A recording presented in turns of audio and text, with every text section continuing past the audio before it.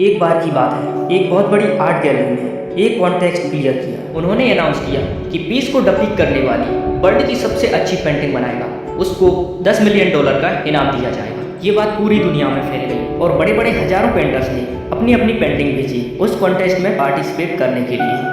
उन कॉन्टेस्ट के जो जजेस थे उन्होंने हजारों पेंटिंग में से जो क्लियर करके 100 पेंटिंग को अलग कर लिया और उन पेंटिंग्स की एक एग्जीबिशन लगाई। और उस एग्जीबिशन में पेंटरों के साथ साथ मीडिया वाले भी बैठे थे और मीडिया वालों के साथ साथ हजारों लोग भी बैठे थे, क्योंकि उसका प्राइस लिस्ट इतना बड़ा था और ये जानने के लिए सबको इंटरेस्ट था कि वो पेंटिंग कैसी होगी। इन पेंटरों में वो पेंटर कौन होगा जो विनर हो, जिसको इतना बड़ा ये अमाउंट मिलेगा। फाइनली वो दिन आ ही गया। वहाँ पर एक से बढ़कर एक पेंटिंग थी जो कि सभी पेंटिंग देखने लायक थी। वहाँ पर कुछ ऐसी पेंटिंग थी जहाँ पर बहुत सारे लोग इकट्ठे हो रहे थे और उनमें से एक पेंटिंग थी जिसमें एक साफ पानी की नदी बह रही थी और पीछे पहाड़ भी थे और पहाड़ पर बर्फ भी जमी हुई थी और पीछे से सनराइज हो रहा था। एक और पेंटिंग थी जो कि बिल्कुल पीसफुल लेक थी जहाँ पर पानी एकदम स्टिल था, इतना स्टिल था कि आसपास की सारी चीजें उसमें देख सकते थे, एकदम मिरर की तरह। बिल्कुल खुले आसमान में तारे चमक रहे थे और पीछे से चंद्रमा भी चमक रहा था। उसके अलावा और एक पेंटिंग थी जिसमें सफेद बादल थे और नीला आसमान था, नीचे हरी हरी घास दिख रही थी। वहाँ पर सारी पेंटिंग्स एक से बढ़कर एक थी जिन्हें देखकर ही मन शांत हो जाए। जजेस को समझ में नहीं आ रहा था कि कौन सी पेंटिंग बेस्ट है। फाइनली वो मूवमेंट आ ही गया जब जजेस ने अपना माइंड मेकअप कर लिया और उस पेंटिंग्स को सिलेक्ट कर लिया जो कि सबसे बेस्ट है और उस पेंटिंग को एक बड़े से कॉटेज के पीछे रख दिया।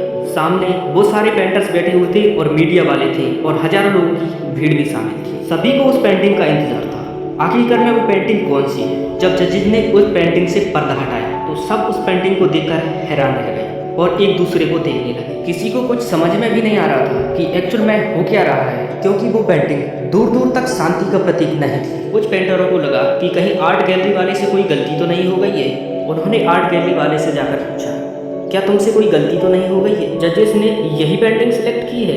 आर्ट गैलरी वाला मुस्कुराकर बोला कि जजेस ने जो पेंटिंग सिलेक्ट की है ये पेंटिंग वही है, मेरे से कोई गलती नहीं हुई है। और वो पेंटर गुस्सा हो जाते हैं। तभी मीडिया वाले एकदम से खड़े हो जाते हैं और अपना माइक लेकर आर्ट गैलरी वाले के मुंह पर लगा देते हैं और बोलते हैं, क्या जजेस ने यही पेंटिंग सिलेक्ट की है? आर्ट गैलरी वाला फिर से मुस्कुराकर बोला और कहा, जो जजेस ने पेंटिंग सिलेक्ट की है ये वही है और आज की विनर भी यही पेंटिंग है। मीडिया वाले भी गुस्सा हो जाते हैं। तभी आर्ट गैलरी वाला बोलता है कि आपको इस पेंटिंग में सब कुछ तहस नहस, बिजली कड़क रही है, तूफान आ रहा है, सारी चीज़ें दिखाई दे रही हैं, लेकिन आपने एक चीज़ नोटिस नहीं की, जो उस घर है उस घर में एक खिड़की है, उस खिड़की में से एक आदमी झांक रहा है, उसको आपने नहीं देखा है।